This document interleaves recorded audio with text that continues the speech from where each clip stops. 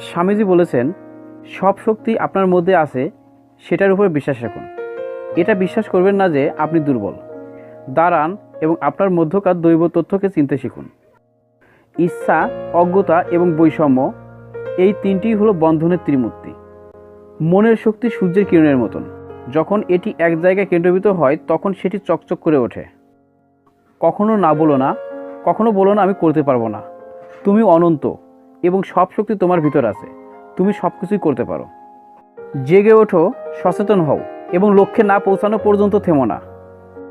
মস্তিষ্ককে উচ্চমানের চিন্তাভাবনা দিয়ে পরিপূর্ণ করো। দিবারাত্র এগুলোকে তোমার সামনে রেখে চলো। এগুলো থেকে মহান কাজ বেরিয়ে আসবে। নিজের জীবনে ঝুঁকি নিন। যদি আপনি জেতেন তাহলে নেতৃত্ব করবেন, আর যদি হারেন তাহলে আপনি অন্যদের সঠিক পথ দেখাতে পারবেন। উঠে দাঁড়াও, শক্ত হও, দীপ্ত হও। যাবতীয় দায়িত্ব নিজের কাঁধে নাও। আর এটা সবসময় মাথায় রেখো, তুমিই তোমার নিয়তির স্রষ্টা। তোমার যে পরিমাণ শক্তি প্রয়োজন সবটা তোমার মধ্যেই রয়েছে। সুতরাং নিজের ভবিষ্যৎ নিজেই তৈরি করে নাও। তো বন্ধুরা, স্বামীজির দেওয়া আজকের এই উক্তিগুলো আপনাদের কেমন লাগলো তা কমেন্ট বক্সে কমেন্ট করে জানাবেন। আর ভিডিওটি ভালো লাগলে লাইক, শেয়ার এবং সাবস্ক্রাইব করে পাশে থাকবেন। ধন্যবাদ।